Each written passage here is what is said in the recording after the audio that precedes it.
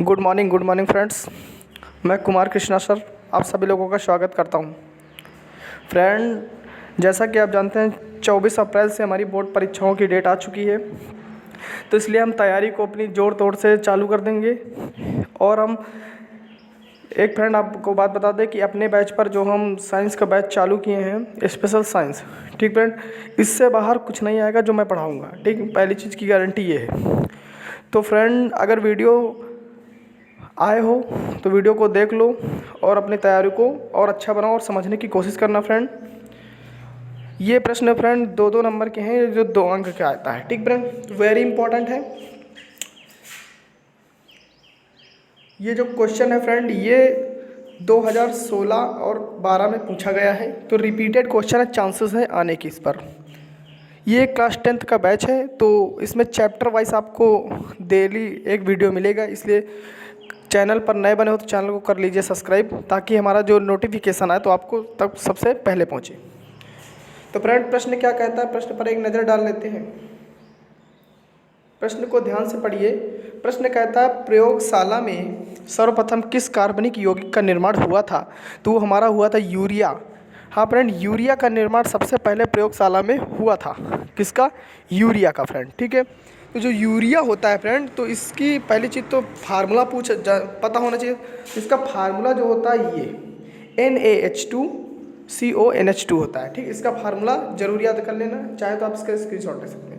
इसका फार्मूला है NaH2CONH2। ठीक है, ऐसे याद कर लो, बीच में CO रख दो, अगल बगल NH2 लगा दो, एक इधर NH2 एक इधर, ये यूरिया हो जाता है। ठीक फ्रेंड, तो क्वेश्चन पर नज़र डालते हैं और देखते हैं।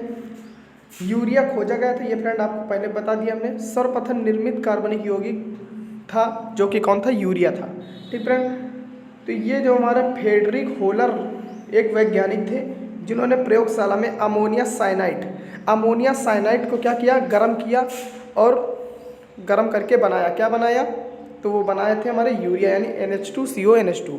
तो अब बात आती है यहाँ पर, जो हमारा फ्रेडरिक वेलर ने जो थे, ये एक वैज्ञानिक थे, क्या लिए थे? अमोनिया साइनेट पर अपना प्रयोग किया था। किस पर किया था? अमोनिया साइनेट पर अपना प्रयोग किया था। ठीक फ्रेंड, तो इसको जब प्रयोग किया था तो इन्होंने ये रिएक्शन किए और इसको, इस जो अमोनियम साइनाइड था, इसको ये क्या कर दिए? हीट कर दिए, ये ऊष्मा। ठीक है, यानी हीट गर्म कर दिए इसको, अमोनियम साइनाइड को गर्म किए, तो इनको मिल गई क्या? यूरिया। यूरिया का फार्मूला अभी बताया था, बीच में CO रख दो और अगल बगल NH2 लगा दो, NH2 लगा दो, इधर भी NH2 इधर भी NH2, तो ये यूरिया का फार्मूला हो जाता है। यूरिया का फार्मूला बड़ा आसान है, बीच में CO, एक इधर NH2 एक इधर NH2, यानी एक लेफ्ट साइड NH2 एक राइट साइड NH2 लगा देंगे। ठीक फ्रेंड, आगे समझते हैं दूसरा क्वेश्चन। तो फ्रेंड, ये जो क्वेश्चन है ये 2 नंबर का क्वेश्चन है, तो इसलिए आप इसको दिमाग में सेट कर लीजिए। दूसरा क्वेश्चन भी फ्रेंड सिलेक्टेड क्वेश्चन लिया है मैंने। क्या कहा था? ये भी 2016-12 में आया है। ठीक फ्रेंड, एथाइन का इलेक्ट्रॉनिक बिंदु सूत्र क्या है? एथाइन पूछ रहा है फ्रेंड, याद रखना। किसका पूछ रहा है? एथाइन। तो एथाइन जो होता है, एथाइन अणु C2H2 होता है, C2H2, यानी कि कार्बन के 2 मॉलिक्यूल्स और हाइड्रोजन के 2 मॉलिक्यूल्स, ये क्या है? एथाइन का अणु है। ठीक है, तो कार्बन परमाणु तथा 2 हाइड्रोजन परमाणु, 2 हाइड्रोजन है, देख लो। ठीक है, का बना होता है, कार्बन के 2 परमाणु को एकल आबंध द्वारा जोड़ा जाता है। यानी कि फ्रेंड, जो हमारे कार्बन होते हैं, जो फ्रेंड हमारे जो कार्बन होते हैं, तो इनको एकल बंध से जोड़ा जाता है, यानी C सिंगल बॉन्ड C। देखो, एकल बंध को अंग्रेजी में सिंगल बॉन्ड कहते हैं, तो ये C एकल बंध C से जोड़ा गया है। फिर कार्बन के 2 परमाणु को किससे जोड़ा जाता है? एकल बंध से जोड़ा जाता है। किससे जोड़ा जाता है? एकल बंध से जोड़ा जाता है। पहले चरण में होता है। अब दूसरा चरण देख लेते हैं। दूसरे चरण में क्या कहा जाता है?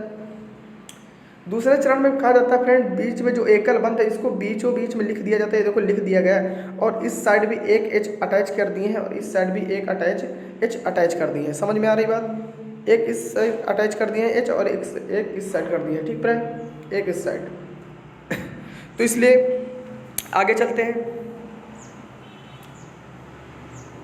फिर आगे क्या कहता है? आगे क्या कह रहा है? आगे ये देखो, आपको स्ट्रक्चर दिया गया है। ये स्ट्रक्चर आप ध्यान से देख लीजिए, स्ट्रक्चर बड़ा इंपॉर्टेंट है। तो फ्रेंड, स्ट्रक्चर जो है, इसमें क्या कहा गया है? स्ट्रक्चर में हमारा देख रहे हैं आप, ये जो ये गोला बनाया गया, इसमें हाइड्रोजन की संयोजकता कितनी होती है?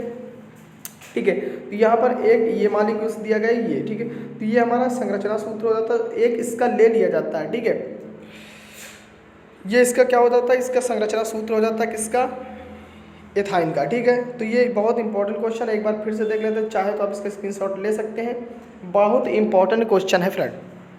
अगला देखते हैं, वेरी इंपॉर्टेंट क्वेश्चन फ्रेंड, ये क्वेश्चन बहुत बार रिपीटेड है, ये साबुनीकरण जो फ्रेंड हमारा सॉप होता है, ये साबुन जो होता है, इसी का निर्माण, जो साबुन होता है नहाने वाला, कपड़े धोने वाला, इसी की बात कर रहा है ये। ठीक ठीक फ्रेंड, इसी के बाद ये कर रहा है।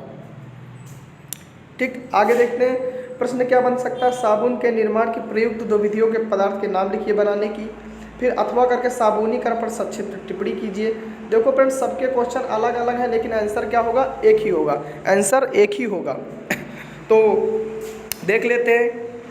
तो फ्रेंड सबसे ज़्यादा इसमें जो इम्पोर्टेंट है वो तुम्हारी रिएक्शन है। क्या है फ्रेंड, रिएक्शन। रिएक्शन को समझने की कोशिश करते। देखो फ्रेंड, सिएरेट ये एक वसा का काम करता है, किसका काम करता है, वसा का काम करता है। तो इसको फार्मूला याद ही करना पड़ेगा तुमको, ये फार्मूला आप रट लो। ठीक, ये फार्मूला आप रट लो। और NaOH, NaOH जो होता है सोडियम हाइड्रोक्साइड होता है। क्या होता है, सोडियम हाइड्रोक्साइड होता है। ठीक है, जब इस सिएरेट वसा को रिएक्शन करते हैं सोडियम हाइड्रोक्साइड, तो हमारी ये बनता है। ठीक फ्रेंड, तो हमारा ये जो नया कंपाउंड बनता है यही तुम्हारा साबुन कहलाता है। क्या कहलाता है, साबुन कहलाता है। चाहे तो आप इसका स्क्रीनशॉट ले लें और पढ़ाई भी इसको अपनी क्वेश्चन बैंक के थ्रू लिख कर याद कर लें, क्योंकि बहुत इंपॉर्टेंट ये टॉपिक है। ठीक फ्रेंड, इसकी परिभाषा पर एक नज़र डालते हैं। साबुन उच्च अणुभार वाले मोनोकार्बोक्सिलिक अम्ल होते हैं। ये कौन से कार्बोक्सिलिक अम्ल होते हैं, मोनोकार्बोक्सिलिक, और इनका जो उच्च भार अणुभार होता है वो बहुत हाई होता है, यानी उच्च होता है। ठीक है, सोडियम तथा पोटेशियम लवण साबुन कहलाते हैं। यानी कि ये कह लो कि जो सोडियम लवण होते हैं और पोटेशियम लवण, ये दोनों ही क्या कहलाते हैं, साबुन कहलाते हैं। ये तेलों और वसाओं के तनु NaOH सोडियम हाइड्रोक्साइड या KOH।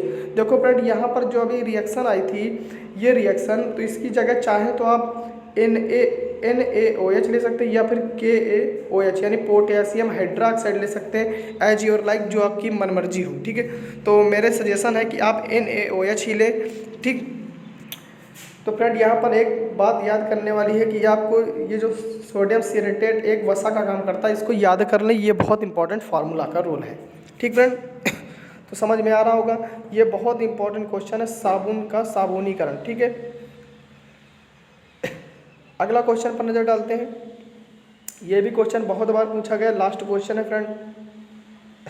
डिटर्जेंट के उपयोगों को उदाहरण देकर समझाइए। तो फ्रेंड, डिटर्जेंट जो होता है वही निरमा जो होता है कपड़े धुलाई के लिए, वही उसी को कहते हैं डिटर्जेंट पाउडर। ठीक है, उसी का निर्माण कर। एक तो पहली चीज़ मैंने अभी बता दिया, जो डिटर्जेंट होता है इसका उपयोग कपड़े को साफ करने में या फिर लॉन्ड्री में धोने के लिए डिटर्जेंट का उपयोग किया जाता है। ठीक फ्रेंड, तो देखो इसमें क्या लिखा है, अपमार्जकों का प्रयोग कठोर जल के साथ किया जाता है, जो क्योंकि वह एल्कोहल बेंजीन सल्फोनेट से निर्मित होता है। देखो फ्रेंड, याद कर लेना, और इसका उपयोग कपड़ा धोने में भी किया जाता है। ठीक फ्रेंड, फिर अगला है, अपमार्जकों का उपयोग घरों में बर्तनों व कपड़ों की सफाई के लिए किया जाता है। तो फ्रेंड, आप थोड़ा सेंस लगाइए, आप यहाँ से दो डिफरेंस अपने आप से बना सकते हैं। एक बना देना इसका उपयोग घरों में बर्तनों में किया जाता है, और एक बना देना अलग कपड़ों की सफाई के लिए किया जाता है। दो डिफरेंस आपके तैयार हो जाते हैं, तो इसलिए बहुत इंपॉर्टेंट टॉपिक है। तो फ्रेंड, अगर वीडियो अच्छा लग रहा हो तो लाइक कर देना, और ज़्यादा से ज़्यादा चैनल पर शेयर करना, कि जाके दूसरे भी बच्चों को लाभ मिल सके। तो इसीलिए आपको डेली एक वीडियो मिलती रहेगी। जय हिंद, जय भारत मेरे दोस्तों, फिर मिलते हैं आगे नेक्स्ट वीडियो के साथ।